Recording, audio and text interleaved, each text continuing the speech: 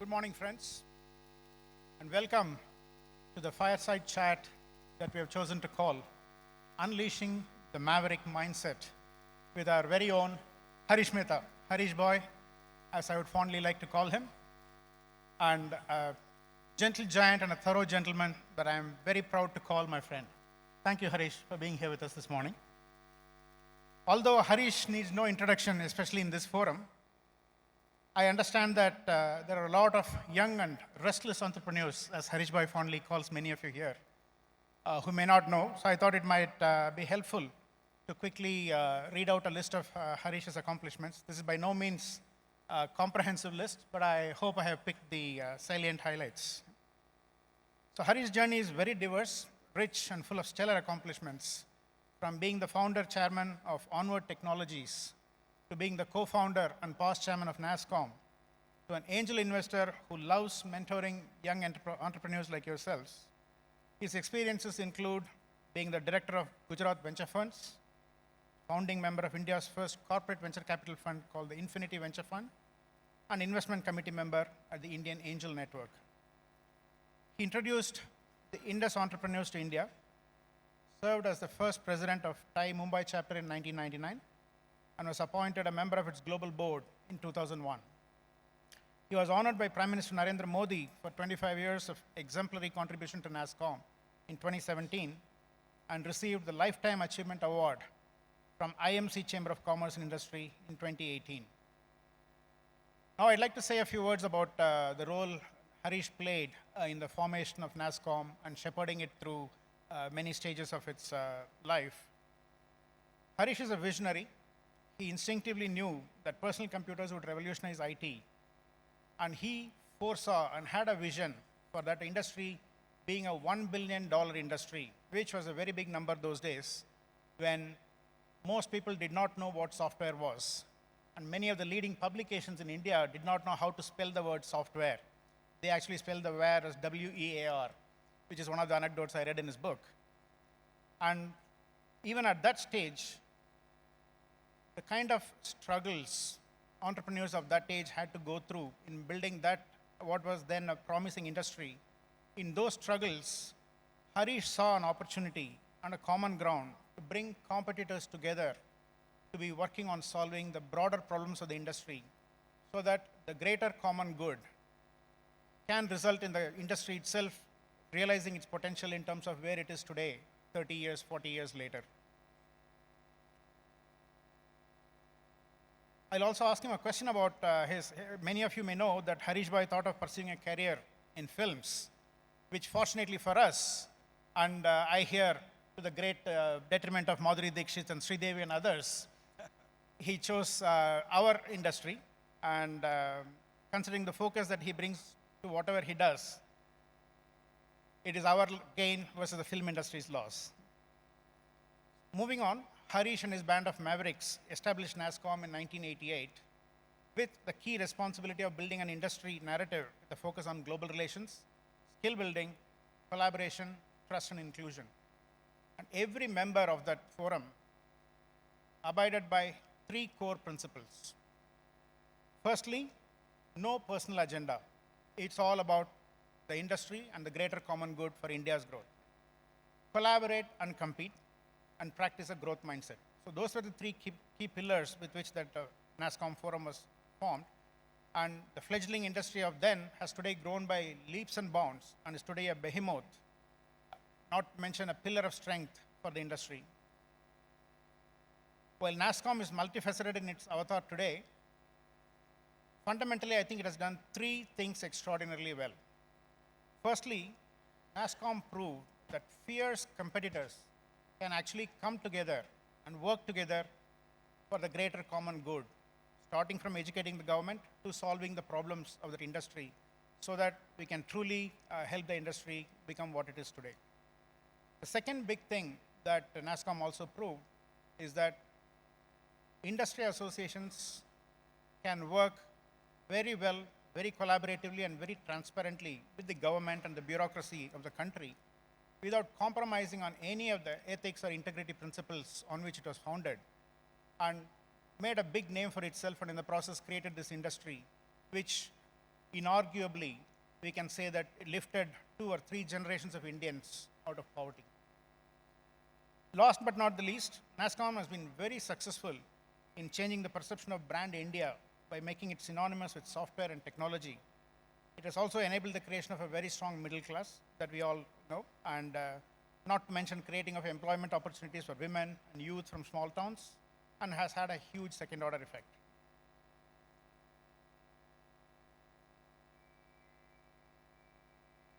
Moving on from an introduction to Harish, I was also asked to mention a few words about the economy, the industry, and the outlook for entrepreneurs. So before I embark on my chat with Harish, I'll say a few quick words.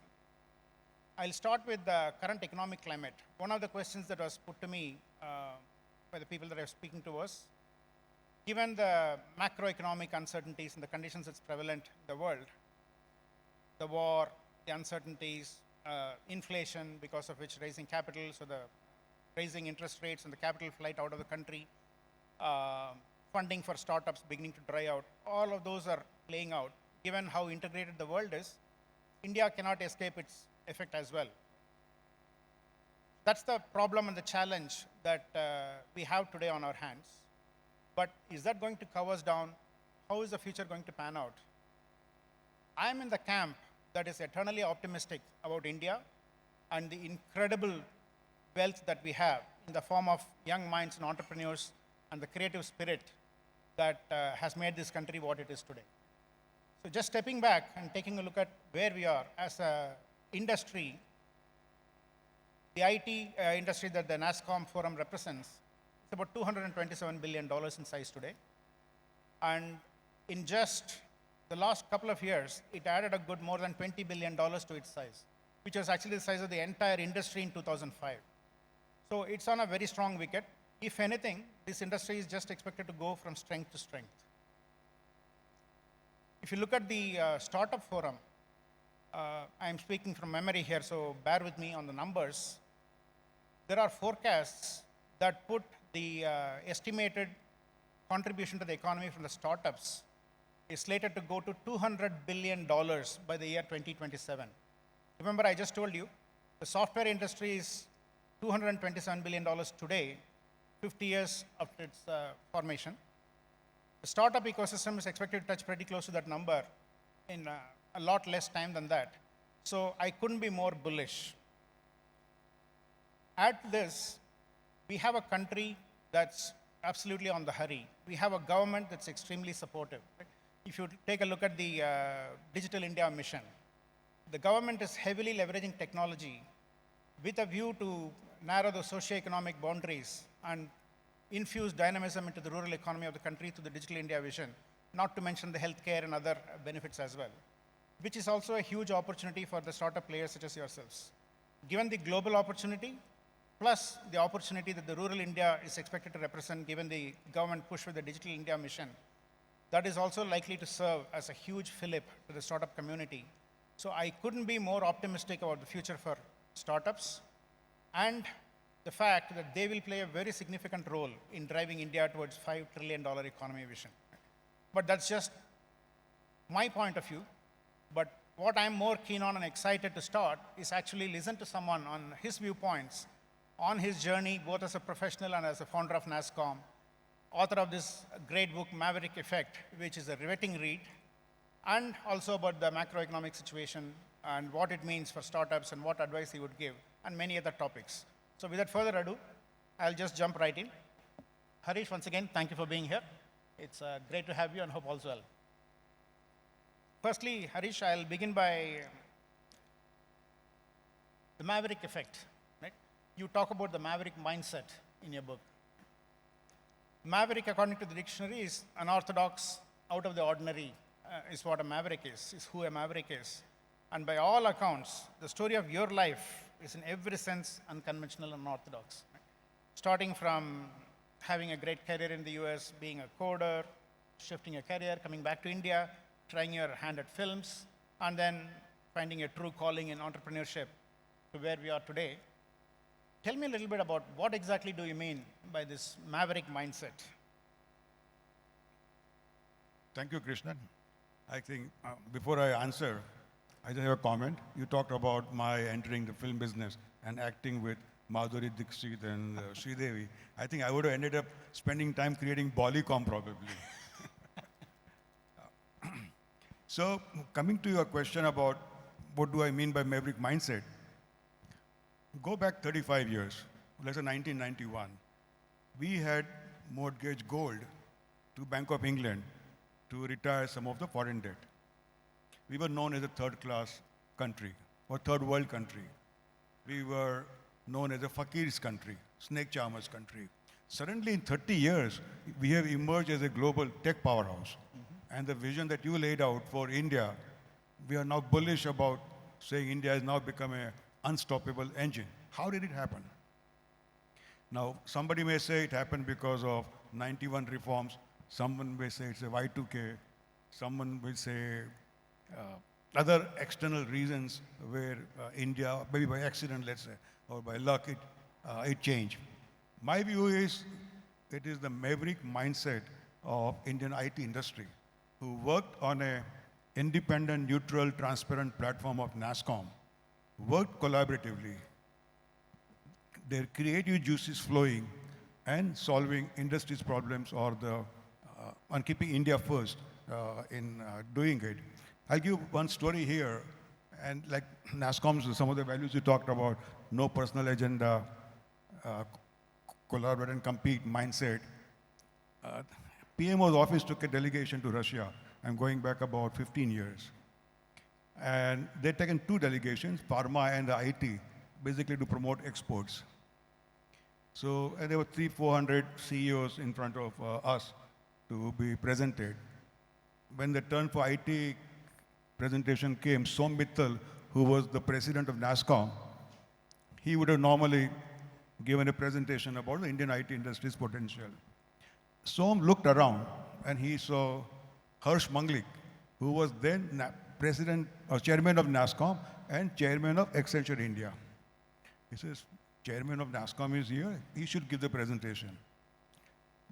So Harsh looked around also, and he saw N. Chandra, the Tata Sons chairman now, and who was the CEO of TCS at that time. He said, largest company in India, their CEO is present, he should give a presentation. So they approached Chandra, would you give a presentation? So Chandra said, of course I will. But then they said, with one caveat. What is it? In this presentation, there are 4 case studies of your competitors. Would you talk about it? Without blinking, Chandra said, yes, I'm speaking on behalf of India. Now, that sort of spirit of keeping India first is a small thing in one way, but it sent a very powerful message to the bureaucrats or the policymakers. Okay, this association is different. These people are different. They are not bringing in particular company's perspective or a group of companies' perspective or an individual perspective. They would be more keeping India first and taking the call. So they started building trust with the industry. I think that's an amazing story, Harish Bhai. So picking up from that, collaborate and compete, and what you talked about, Chandra's attitude in terms of presenting competitors' case studies, that is a concept of co-opetition that you talk about quite a bit in the book, right? Especially during the nascent stages of the industry, how competitors being able to come together and collaborate in a common cause played a very big role. Can you talk a little bit about that? But more importantly, does it have relevance even today? For example, an audience of this kind, what does it mean for them today in today's context? And how can co-opetition help? Again, I'll tell the story here. Again, it goes back early 90s, and I'm sure this story would be relevant for today also. Multinationals in those days were not allowed to set up 100% owned companies in India. But they saw the work our industry was doing, and they felt quite, oh, these people are so smart. They can do such a work and quality and whatnot. So they said, we would like to set up 100% owned operations in India, and we will do only back office work. And that work is not there's a lot of echo here. This back office work is internal confidential work. So we would prefer to have 100%. The mic a little bit away. Yeah. We would like to have 100% equity. Now, when the proposal came to the NASSCOM's Executive Council for discussion. One simple answer would have been go with the protectionist attitude and say, forget it, this is great, why should we allow them to come to India?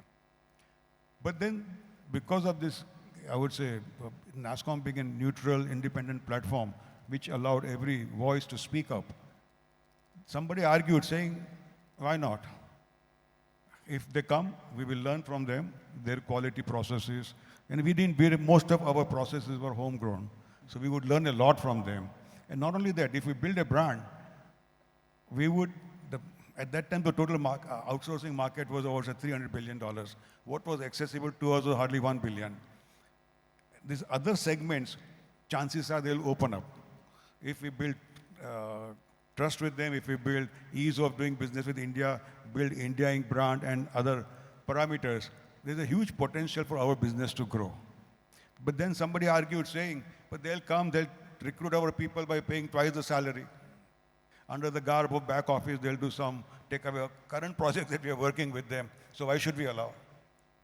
Now at that point, there was a Harvard Business article which was about who is us, where the US as a country was debating who is us.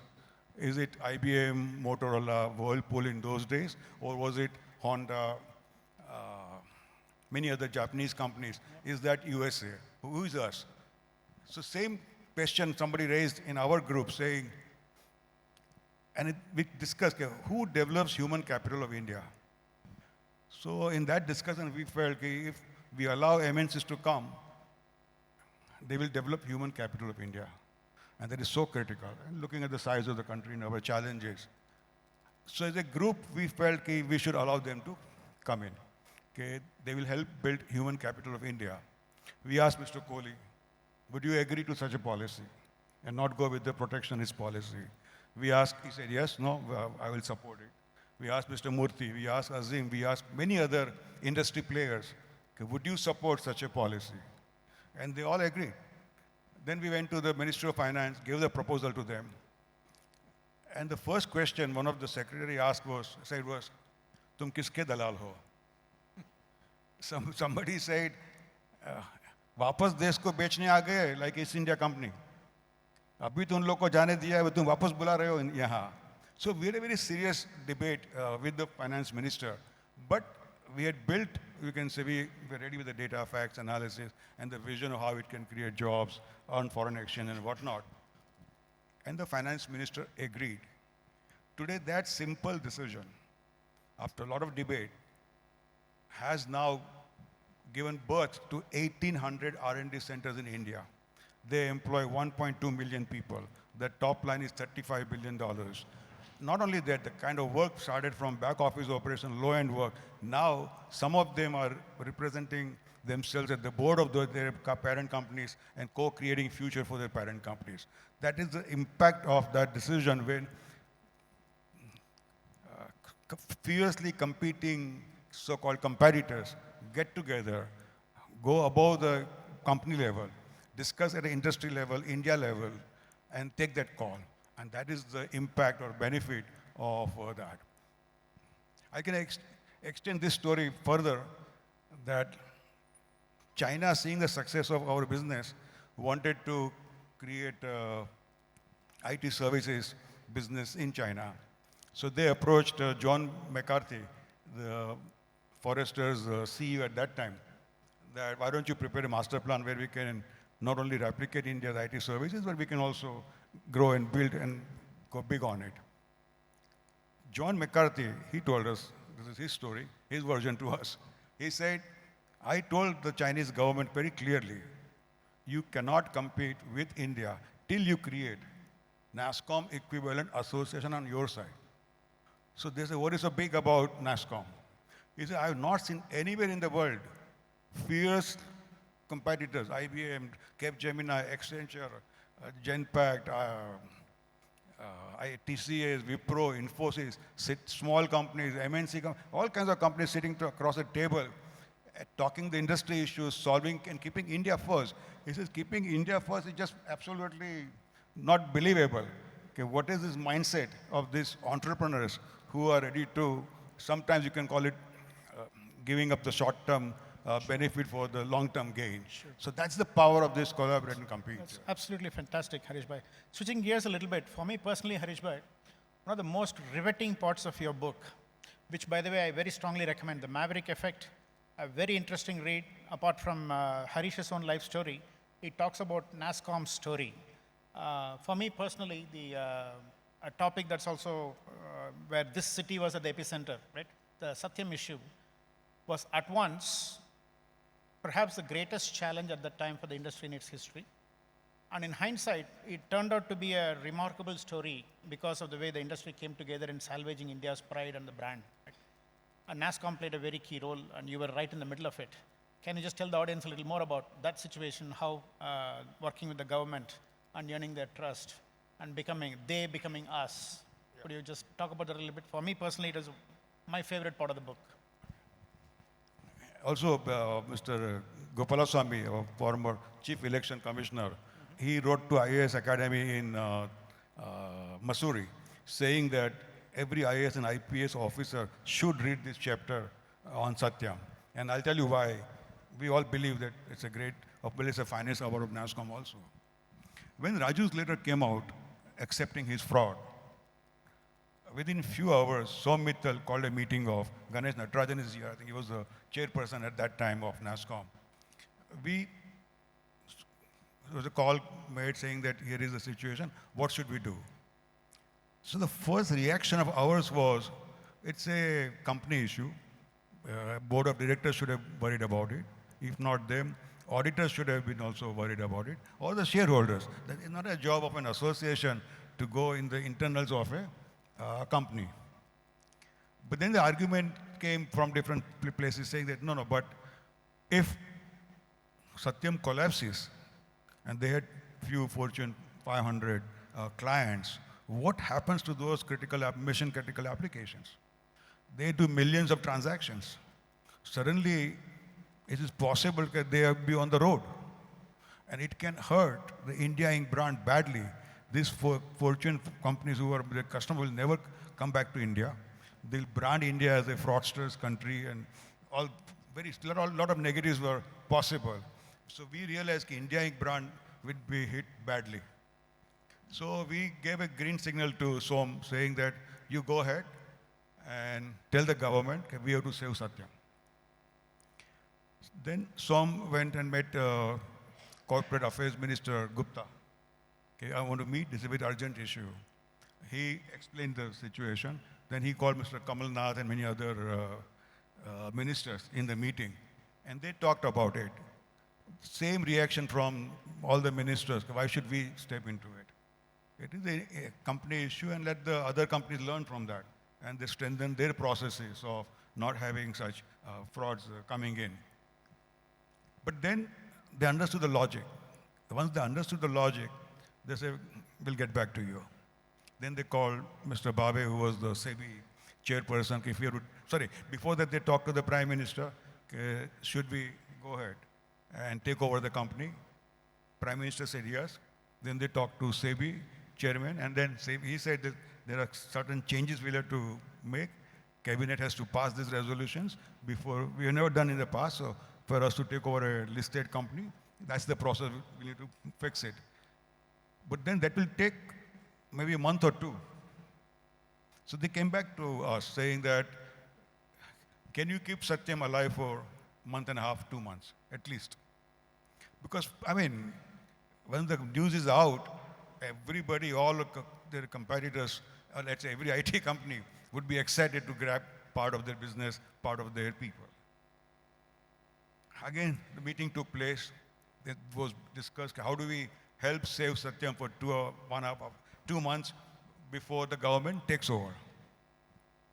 So in that discussion, again, we said we will not recruit any senior person proactively from Satyam. We will not go proactively after any Satyam's customer. Now, it's a very hard decision.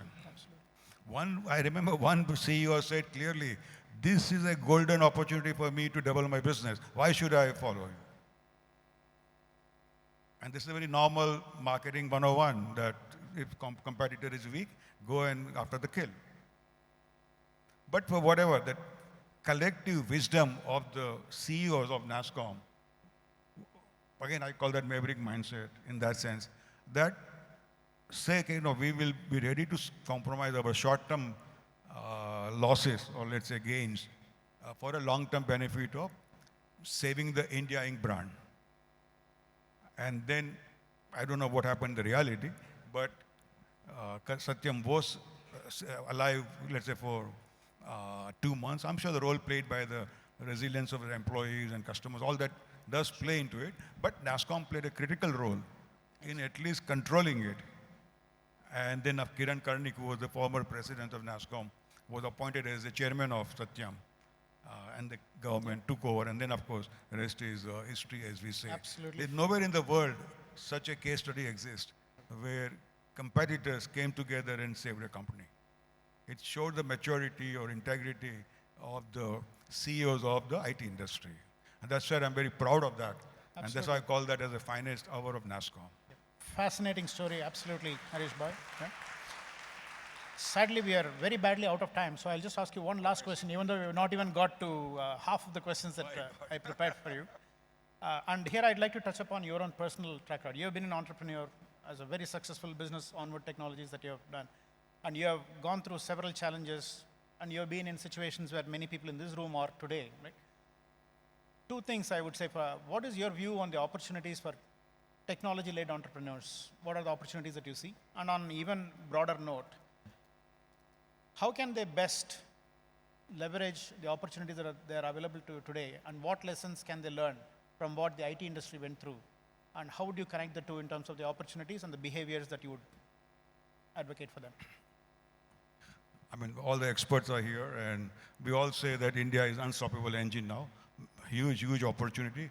We have equally tough problems to solve. But I'm sure that, collectively we'll have to work on few issues to see that it happens. So my suggestion, based on the NASCOM experience, I would say that the way CEOs of NASCOM spend more than 10% at least, I would say, time for the industry, for building the ecosystem. And it has nothing to do with the IT industry. It has to do with the mindset. That mindset, if it is replicated by the startup industry. So let's say as a startup, first they should get together, according to me, have some sort of a forum, maybe a TIE platform, maybe a whatever specialization that you have. But there has to be a platform where we all, or let's say all of those entrepreneurs sit together as a starting point. Then do define the vision for India. What is the vision? I don't know, frankly, yet what the vision is. Is our vision India becoming innovation hub of the world? Is vision India becoming digital talent nation of the world? Is India becoming pharmacy of the world, hospital of the world, teacher of the world? You hear lots of beautiful, visionary, dreamy statements coming out from experts around. But how do you make it into a reality? So my suggestion would be, of course, Kanwal and I always say we would like to see million technopreneurs to be created in the country. That will solve India's challenges. So to my view would be, in order to drive that, we need to look at the entire ecosystem.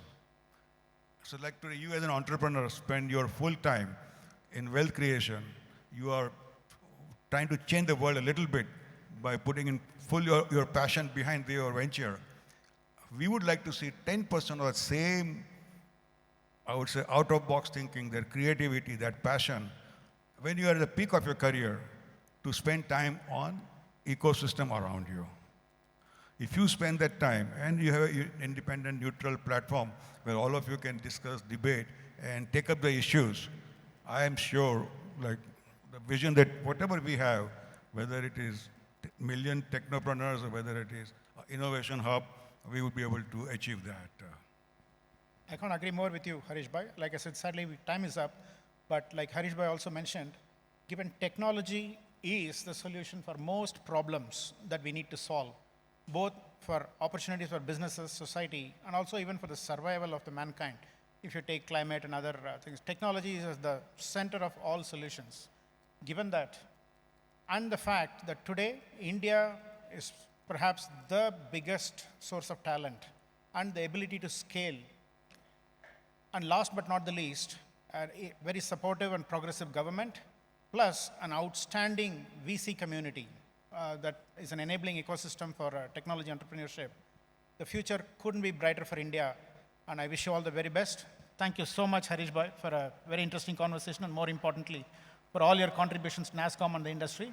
And last but not the least, a very interesting read of a book in Maverick Effect. Thank you so much. Thank you.